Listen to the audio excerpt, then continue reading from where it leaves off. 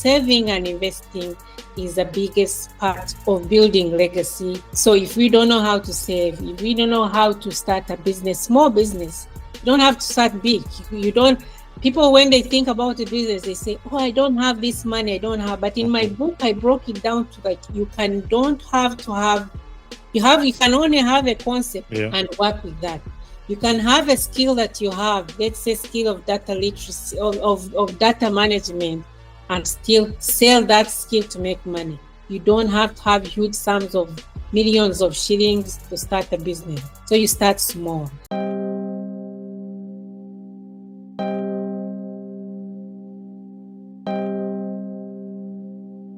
Hey, UG boy, let's talk to them. Let's talk, chicka, let's talk to them. Let's talk to them.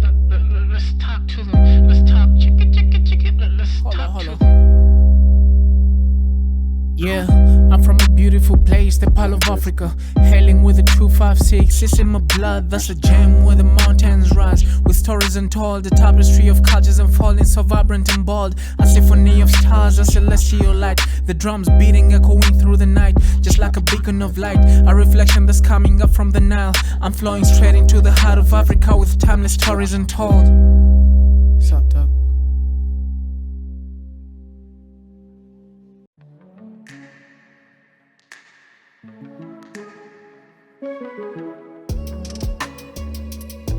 Elevate your podcast game today. Are you looking for a perfect place to record your podcast in Kampala? Look no further.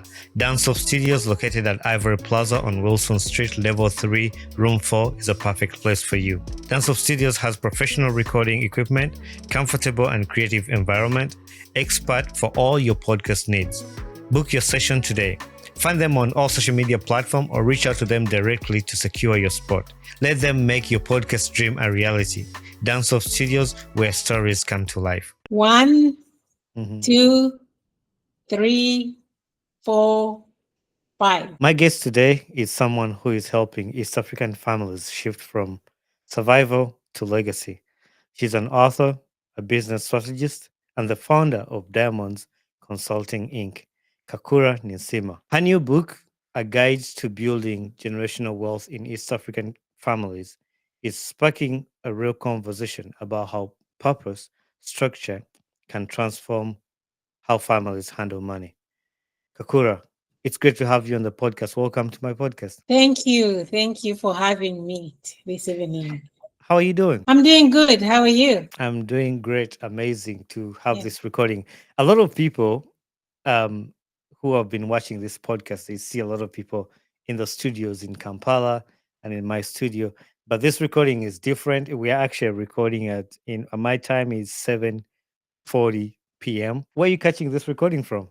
I'm based in Calgary, in Canada, Alberta. I was in Canada last year. I came to what's the name? The town where Justin Bieber used to sing at. It's really close to Ottawa, I think. No, Toronto.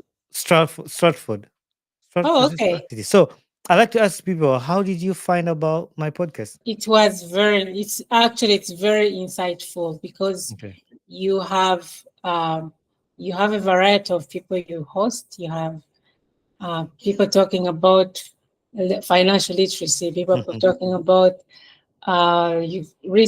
today I was watching about Miss Uganda, who also was pilot, a pilot, yes. And then I watched, I think I've been watching so many for the last few weeks. I've been watching it. Yes, I've been watching. It's really interesting. You have created the audience for everybody to watch and learn from it. So that's one thing I really wanted to be on your podcast. Thank you very much. I really appreciate those kind words. I've tried to build this community where we not only talk about one thing. Like tomorrow, I'll bring an artist to share about his life. The other day, I'll bring a Miss Uganda. This day, I'll bring a photographer. I'll bring an author. And especially like with you, what is super special, I've just had a conversation about financial literacy. And when I heard that you wrote a book, I was like, yeah, actually, this will go align with it. And a lot of people on the podcast enjoyed my conversation about financial literacy. And today is going to be even super amazing because we get to listen to Ninsiima's journey and actually has a tangible tool that you can have for yourself and her book that we're going to break down. And the very first question I want to ask you is, how do you feel now that your book is finally coming out? Well, my book was released in June of this year. And so it, to me, I was writing because I wrote my book from an experience that I Mm-hmm. witnessed. So when I released it on Amazon, I had so many people order it, Yeah. and then I had great reviews. Okay. And when I wrote it, I didn't think so many people would be interested. Mm-hmm. And then my audience was mostly East African. Okay. But to be honest, East African haven't bought my book more than other people. So it's like, why Yeah. people are buying it? I was like, oh, this is so interesting. I was like, you aren't my target audience. But then they Mhm. were like, no, this is like the best book. Like it talks about the cultural relevance. Exactly. And we're going to dive deep in your book later on because this whole podcast is going to be circling about your book, behind it, what's it about, what people should get excited about it. But you make a good point that it's circling around East African, and actually more people that have bought it are not even East African. The episode I did with Pumela about financial literacy, I posted a clip where she was talking about her opinion on something, and people from South Africa, people from Zambia, people from Namibia, we're all going through the same thing. Like it could be East Africa, but like actually the all Africa. We are all when you read those comments, like people are all struggling with this financial thing. So it's not only East Africa, but a lot of people like actually dealing with, and that opened my mind because I know that people we are struggling. I am struggling with money, and I say that, but we're on this journey to learn and to get better. And this is why we get these opportunities, like having Ninsiima on the podcast to share her journey and what she has for the people. But before we go into that, I have some fun questions that we start with to just kind of break the ice before we get Okay. into the deep stuff. I have a segment called This or That. Okay. This or that, I ask you two things, but you have to pick one. You can explain why you're picking one and dropping the other one, why you're picking that one. Or you can choose to say, I don't really have an explanation. I just like this or I just picked this. Okay? Okay. Yeah. It's not very hard. It's easy. You'll like it. Okay. The first one is save first or invest first. Okay. I'll pick one, save first, Why do you pick save first, not invest first?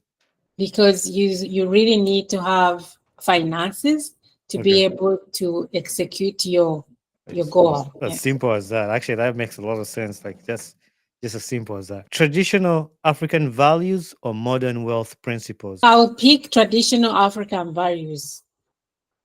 The reason why I wrote my book based on traditional African values. So because like the book is more relatable to African. When I was reading other books, they weren't related to me. So that's Mhm. why I decided to write the book. So traditional African values are more important to me. And we're gonna get into this, but I had a few questions that were gonna come up, but I know they're gonna come up down in the discussion because as Africans growing up, this is not something we used to talk about, like money. Like it's not a conversation we used to have. And people hide their money. Even the grandparents, when they're giving you money, they're just picking it out of their dresses, like, and then they just put it in your hand and then close it. Like money is not something that we used to. So I'm really excited to hear how you broke into those African values and through your book. But yeah, this is this or that. So we're gonna Yeah. get into it. A disciplined business partner or a visionary business partner? That is very complicated. The reason why, if you picking a business partner, it depends if you have the same goals. Mhm. If you don't have the same goals, then you won't excel. Yeah. And then the other one is visionary business partner. Mm. I think that can work because you can work on your vision together Hmm. as a partner. I think I'll pick the vision of partner. A vision partner. Yeah. I mean, I know these are just your questions, but I think in my opinion, I'll pick at this place. Oh, okay. No, I'm not gonna even intervene in this question. This is your question. I see what you say is complicated. I'm not even gonna try. Legacy wealth or personal freedom? I think I'll pick legacy wealth Yeah, because with legacy wealth, it will also lead to personal freedom. that is true. Yeah. That's true. Budget spreadsheets or financial apps? Like you know how people budget on a computer in the spreadsheet, or would you rather use an app to do all your budgeting? Well, right now, as we are going to more into digital world, Hmm. an app would work better than a Yeah, it saves a spreadsheet. lot of time. Especially I struggle with spreadsheets. So yeah, apps are for me. Like for me, it's the app. Oh yeah, for you the app, like yeah, Hmm. but so okay, that depends. If it's like the Gen Zs, probably you Hmm. one, the millennials. Actually, I'm a millennial. To be honest, like people think I'm a Gen Z. Yeah. Oh, you're millennial. So Hmm. millennials, then I think they would rather use they were used to spreadsheets. Gen Hmm. Z's app, it's Yeah. easier. Oh, okay. Most people it's like old fashioned Hmm. Old spreadsheet fashioned. is easy. Like I go Yeah. in, I Hmm. look at my dashboard, everything I enter, it is populated. Then Hmm. an app is easier too because it is easy for me to plug in and just populate everything. So it depends Yeah. on your target audience. That was this or that. It's usually like a fun segment I like to start with, to just laugh about and just break the ice, like I said, before we dive into the conversation that people really love to hear about. But again, the other thing, like when I bring people who are going to talk about finances or people who are going to talk about something that's going to help or change somebody's life, I want these people to connect to you as a person before we give them this wisdom or before we share something with them, because I feel like that opens somebody's heart to get to listen to what you're sharing. So I want to ask you to take us back to your story growing up in Uganda, because I didn't mention it. Well, I mean, people who had the name me calling her Ninsima, you know, she's Ugandan, even though she's living in Canada. Like, how was it like for you growing up in Uganda, and what led you to move to Canada? I grew up in Uganda. I left Uganda when I was about 18 years to come Okay. to school here. So growing up in Uganda, if we talk about things about financial literacy, Hmm. nobody knew. For instance, Where in Uganda did you grow up? I grew up in Kampala, but I'm from Bushenyi. Yeah, that's the one I wanted. That's the one I was looking for. Oh, okay. Because I knew you can't tell me Kampala. I know there's somewhere else. Yes, yes. Okay. So I grew up in my village is in Bushenyi, Bumbire, Bushenyi district. So I was there until grade grade 5, and then I Mhm. moved to Mbarara where I finished my grade 12, and then I came to Kampala to do my university and I didn't university there, but I moved to Canada. That's why I did my university in Canada. Yeah. For a long time, a lot of people have thought I was in Uganda. I think even you thought I was in Uganda. Um, but I do these podcasts remote. But I moved to the States when I was 18, and then I came to study here. But Mhm. then I live here. That's how I do this podcast. But yeah, I like people to hear about that. And that's the same thing what I was saying. Like you mentioning Busheni, a kid is gonna tune in from Busheni. It's like, oh, she comes from my village, and that'll open a door for this kid Yeah. to listen to that. So I really Mhm. love those small connections that we don't really pay attention to, but it can lead to change somebody's life in that. And you touched on like growing up there, and I also mentioned how money was not talked about when we were growing up. I don't know how it was in your family, but what inspired the passion of financial literacy in your life, like to start with it, and when did that happen? I grew up like a regular kid. My Hmm. father was wealthy in our settings for sure. So he had like businesses. He had salt mines in Katwe. He Mm. had like long haul transportation. You would do hide and seek. Where the only people, at least in, if I remember, in my village that owned a car. So I think we were Mm. wealthy. But by the time I grew up, my father lost all his wealth. Like he did not know, he didn't have the he did not know how to write a will. He didn't have a trust. So everything he worked went down the hill. So by the time we grew up, Yeah. we didn't have that. So thinking about that, and then in moving to Canada, there are so many things that happened. I thought, oh my God, I am a beautiful lady. If I grow up, my husband will take up finances. If I get married, my husband will take up finances. And then you find you make so many mistakes in Mhm. as you go. So like mistakes of reading a contract. My first Mhm. mortgage, I didn't know how to read a contract. I didn't know how to read the contracts. It's like if I default, am I going to pay back? If I pay more, are they going to default me? So those are the things I didn't read. And Mhm. then reading a credit card contract is like I made mistakes of like, oh my God, I'll I'll use it all of it. I pay it again. But sometimes circumstances won't be able to cover everything you've spent on that credit card, and then Mhm. you end up paying Interest. more in that Mhm. interest. So Mhm. those are the things that made me work into finance. It's like mistakes, experiences, and then when I'm talking to other women, everybody is in the same situation as me. They don't want to learn about finances. They don't want to know about saving. They don't want to know about budgeting. So if you're talking to them, it's like, hey, have you bought this stock? Can you buy this ETF? Mhm. Can you go work in crypto? It's like, crypto, no, people are going to steal me. So I'm like, so those are the things that made me learn about Yeah. financial literacy, and then so that I can be financially free, because I made so many mistakes in my young age. So I Mhm. didn't want to continue my kids, so that my kids and kids of my kids don't have to face the same issues like me.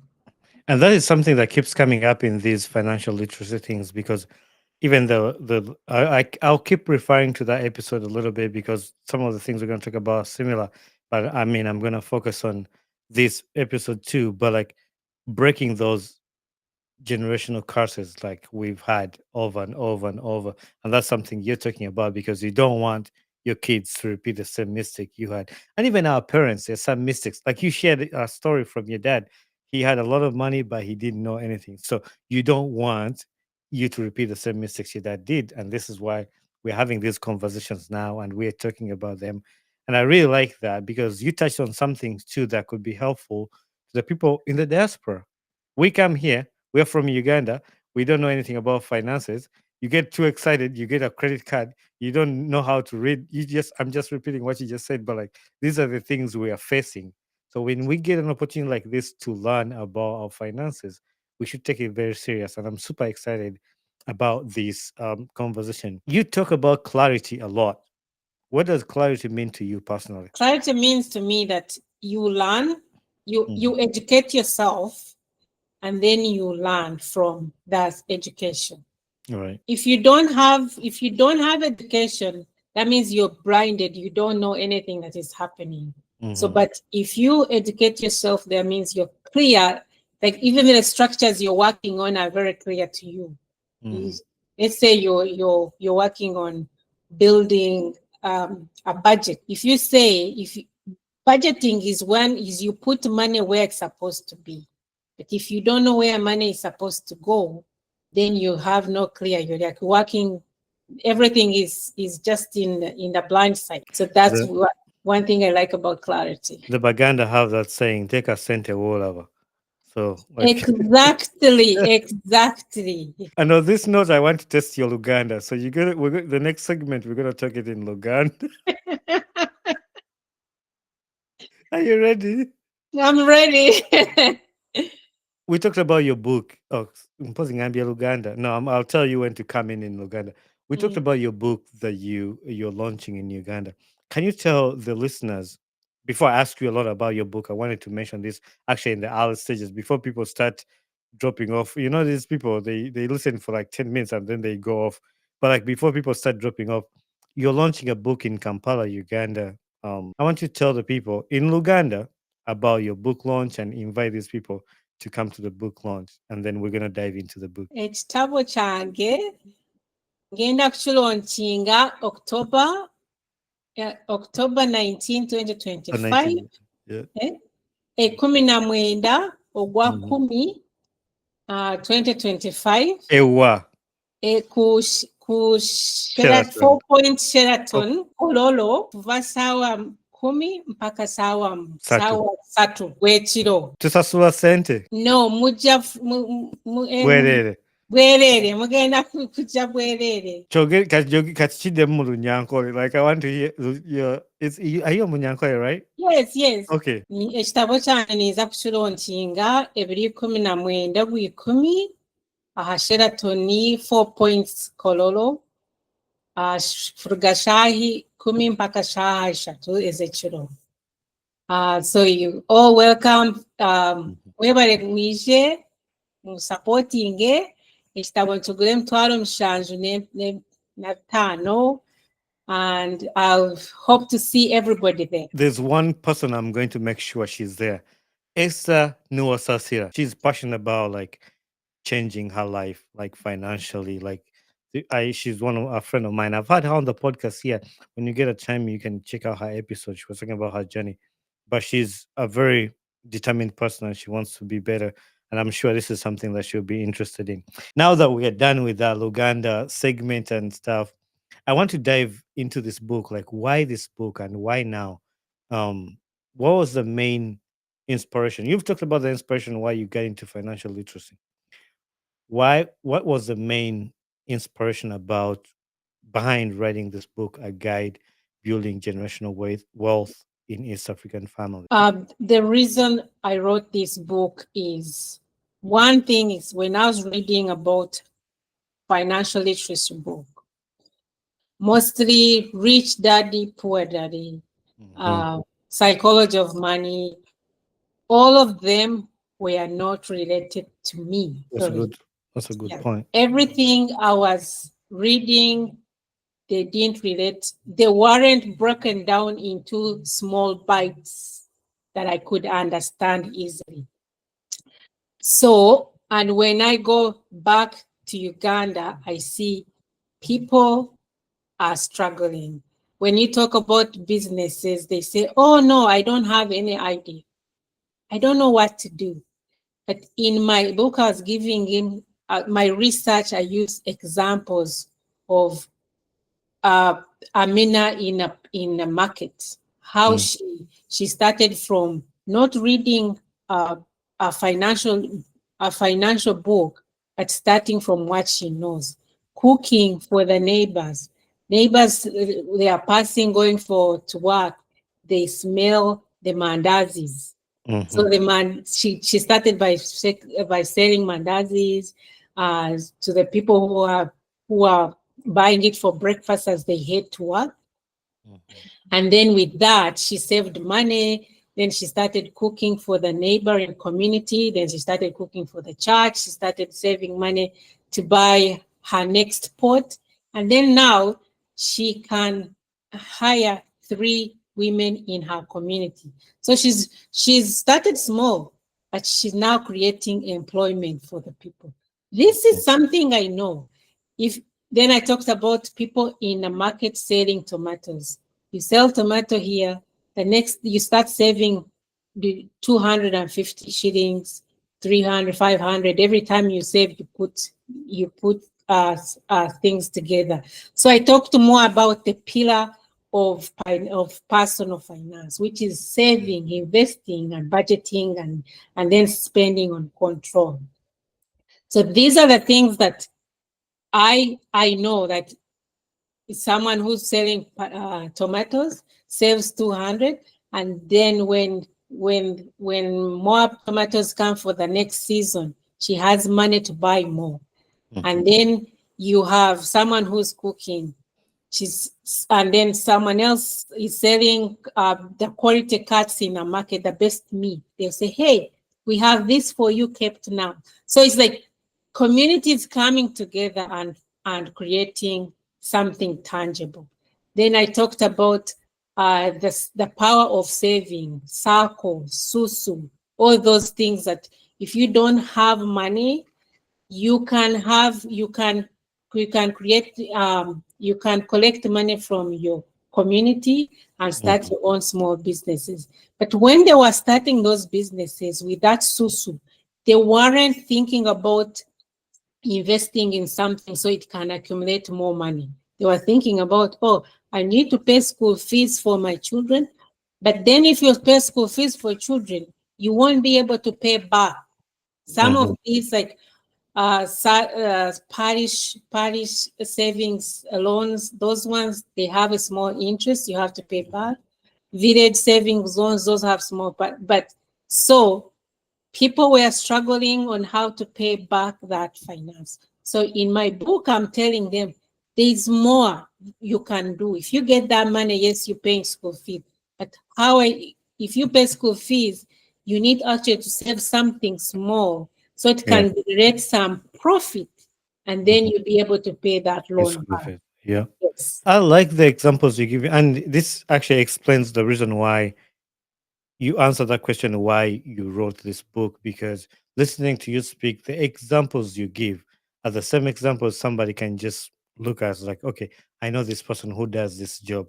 But when we read these books from the foreign countries, the rich dad, poor dad, we cannot connect. But when you talk about somebody selling in the market, somebody knows that. When you talk about somebody doing bricks, somebody can relate to that. And this reminds me of the reason why I started this podcast, to bring people that are from my country to motivate other people, because we get motivated by these people who are in a different, like America, Canada, but they are living a different life than we are. But then when you bring somebody who grew up in your same country, who has gone through something, it gives you more hope that you can make it too. And this is exactly what you're doing with this book.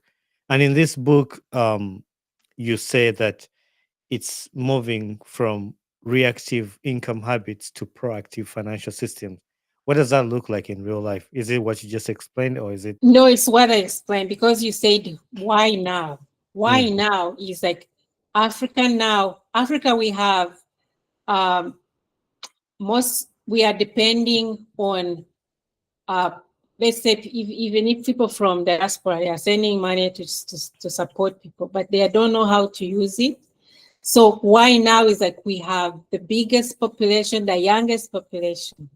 So the book I wrote it why now so that we can start planning for today for our future. Mhm. To answer your question is like if we don't know how to saving is the most saving and investing is the biggest part of building legacy.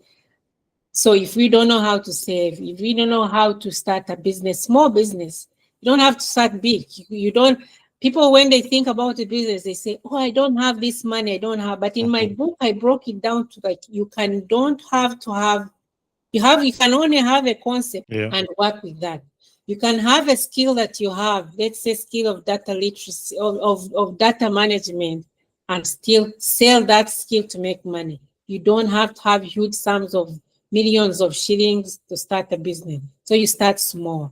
So why I'm saying that is like start by saving and so that you get that money and then you start business and then you build your business or you start saving and then you get profit and that profit can be you can use it to create a business bigger than what you had anticipated. I'm happy that you have this tangible thing that people can actually, because we can talk about these things on the podcast over and over, but I think sometimes you need also to have the tangible book. You can listen to a conference or something, but having that book with you is something you can go back and check or read through. So I think this is why everybody who is tuning in on this podcast, you need to get hold of this book or just make your way out to the book launch. But the one thing that people struggle with, and I've had a lot of people talk about every day, like many people earn money, but few of those people build wealth.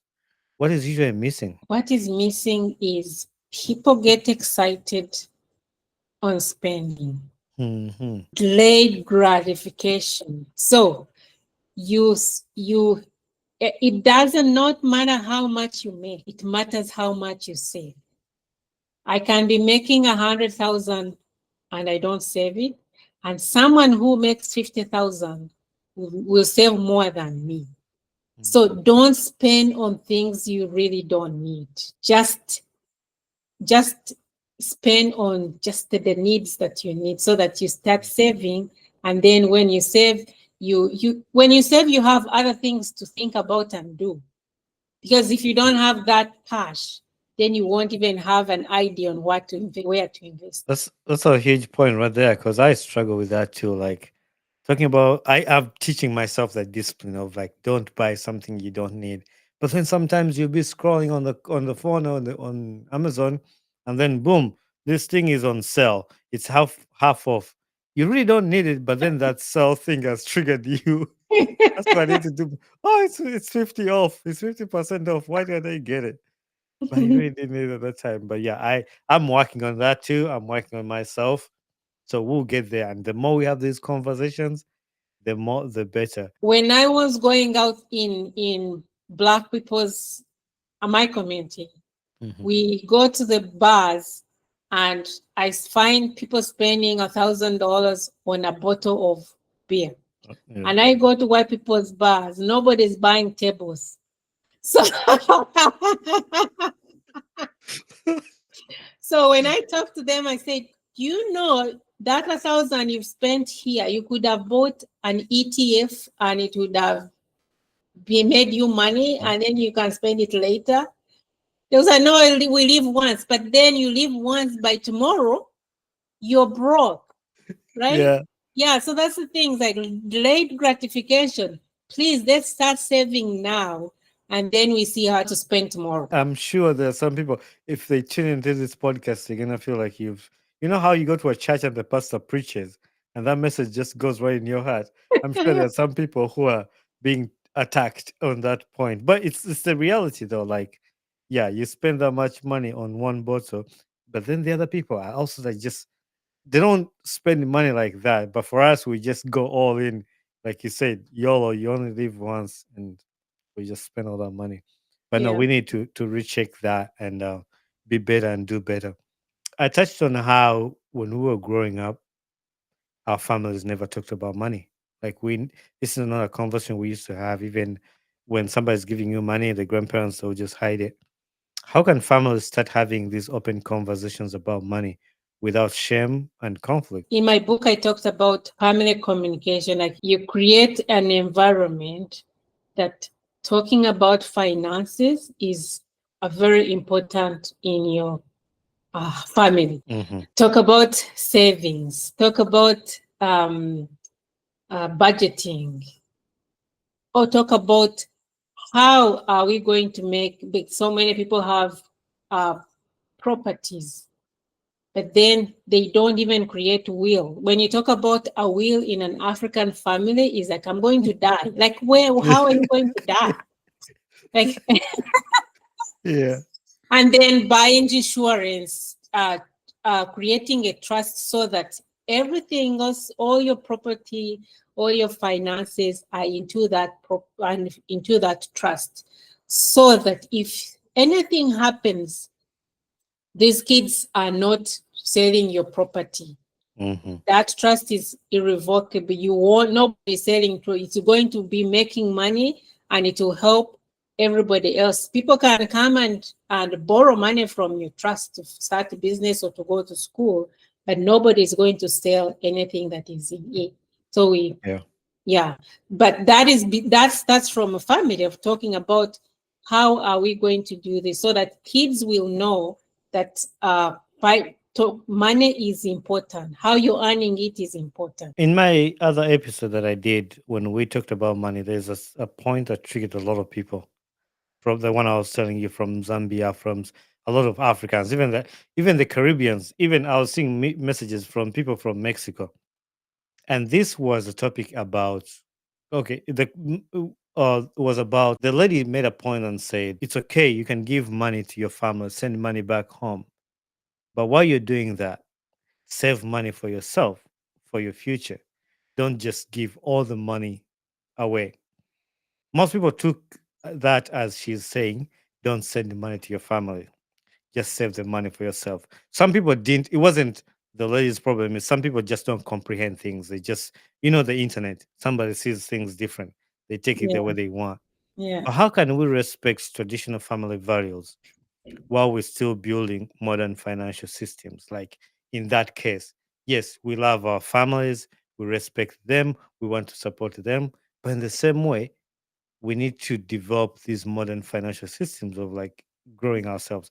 In your own way, how can you advise somebody in that? As much as we really want to support people in our circles, in our families back home, sending I call them transferable earnings.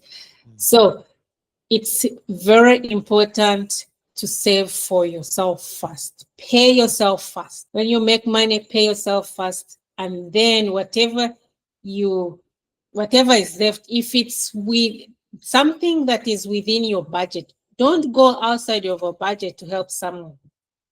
Just if it's within your budget, you've budgeted it, and then there you can help someone.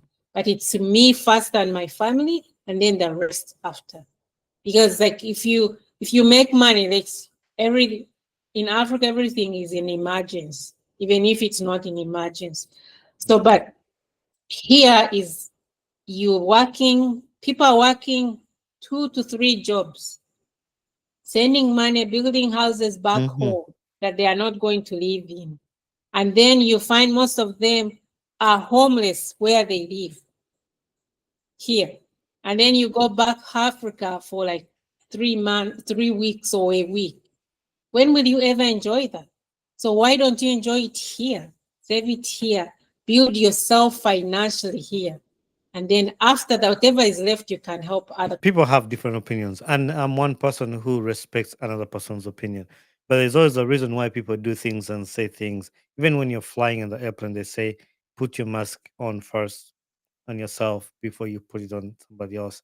Which I understand if somebody doesn't want to do that and they want, because to be honest, I am one person who would say I'll put on my daughter first before I put on me because I want her to leave before me. But there's Yeah, a reason why they say those things, like so. And I leave it up to the people to make the choice to decide. yeah, But all we can do is tell you, we can advise, but at the end of the day, you're gonna make the decision to do that. yes, yeah, yeah. And that's why I want to ask you, do you think our generation or this generation has a better shot on breaking these cycles? And if so, what must we do differently to make sure we break those cycles? Yeah, I think the generations right now they are realizing why it's important for them first. I should say, kind of, it's okay to be selfish. Take care of yourself first, and then the rest after. So now they have realized that their parents were building homes back in Africa that they never lived in. So now they are saying, why are you still sending money back? So now they have realized that it's better we secure our finances first, build our legacy, and then we can bring other things in.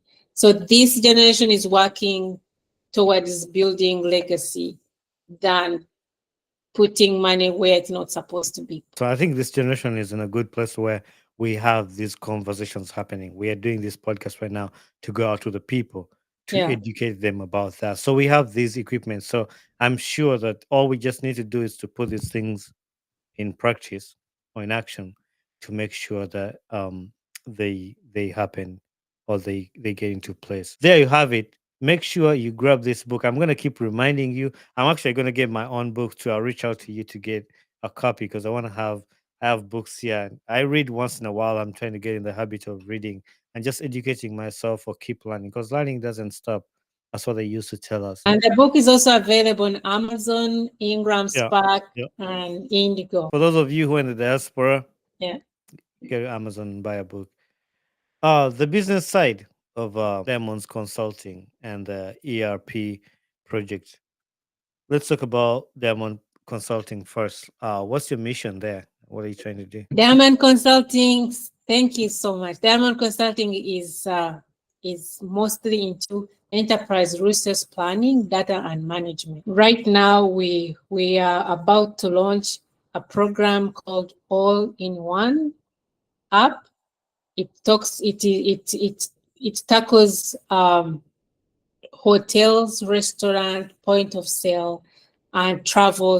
In case you're going to travel to Africa or any other part of Africa, it will give you itinerary to the last minute where you can get a local border, where you can get the buses, is which hotel you can get, even if that hotel doesn't have uh, electricity. The POS we have will be able to work offline. It will be connected to mobile money, M-Pesa, Airtel, all that. So it's easy integrated in all mobile money applications in Africa. Reason why I created that, I went 2 days ago. I lost my niece, so I was at that village in Imitoma. When we went to the hotel, we could not get. They didn't have POS. They did not. They were working like on a spreadsheet.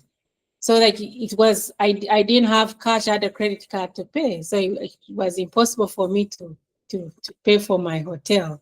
So that's the reason I created that POS, so that it's for Africa. It's not for Europe, only for Africa.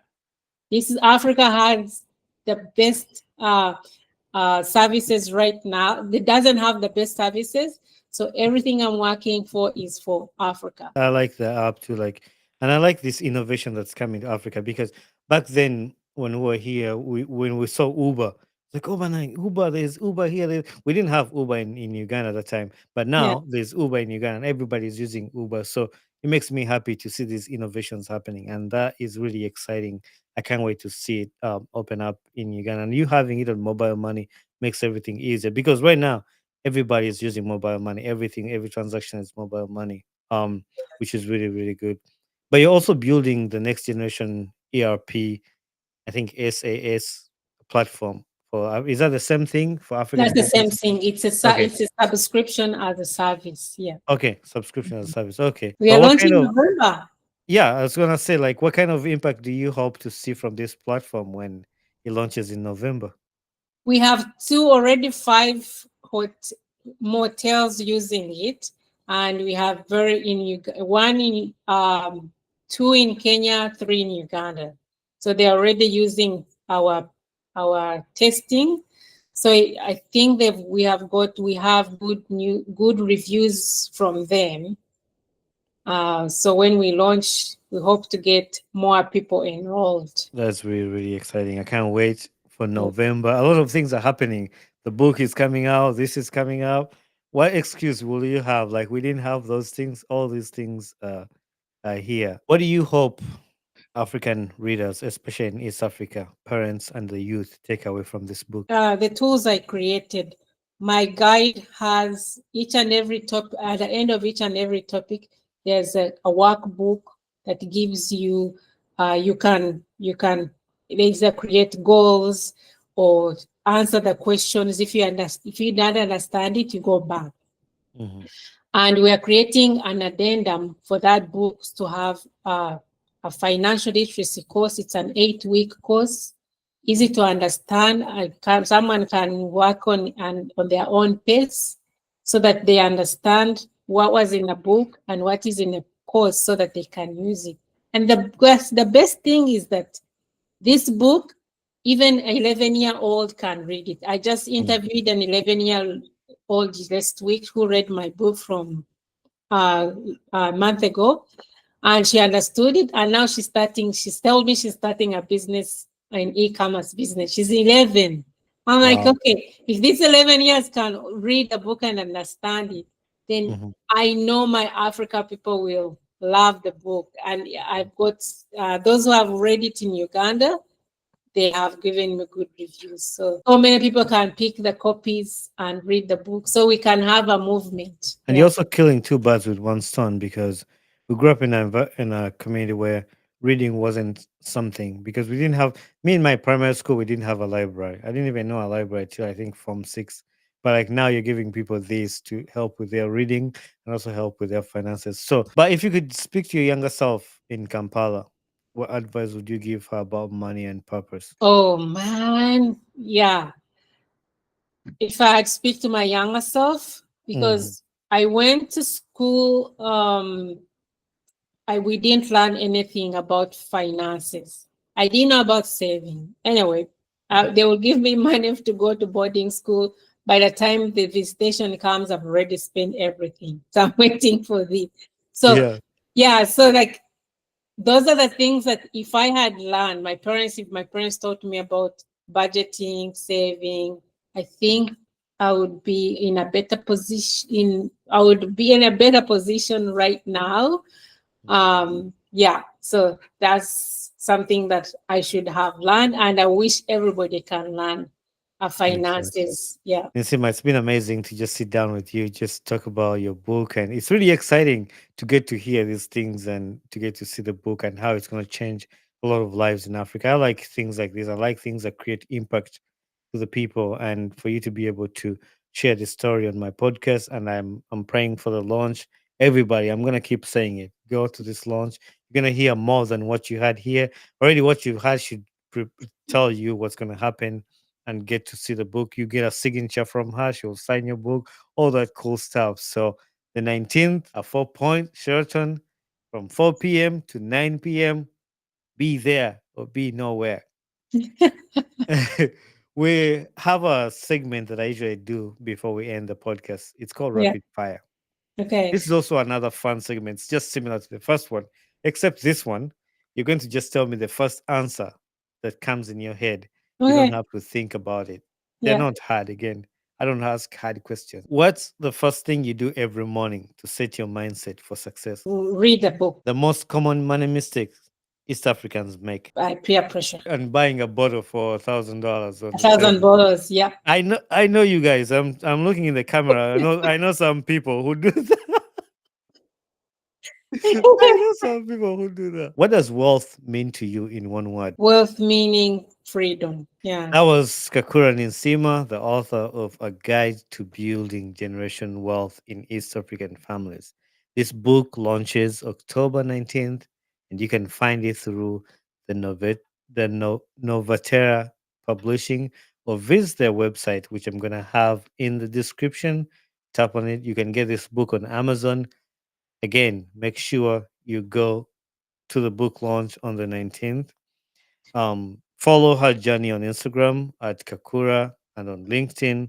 And this conversation reminds us that wealth is not luck, it's structure. And thank you for joining us on the Ugandan Boy Talk Show. I hope you picked something and I hope you learned something. Is there anything else that I didn't ask you that I would want to share with the listeners before I let you go? To come for our launch at 4 Point Sheraton, Kampala, 4 p.m., October 19th at 4 to 9 p.m. And please grab your copy. You can come, if you have your copy, we can come and I sign it. It Mhm. is Proaxing in Intinda. So they have the copies there for you.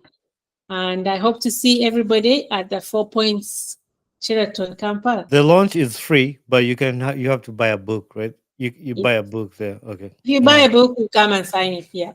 Come on, sign it. Yeah. Thank you, Nsima. It was amazing to have a conversation with you.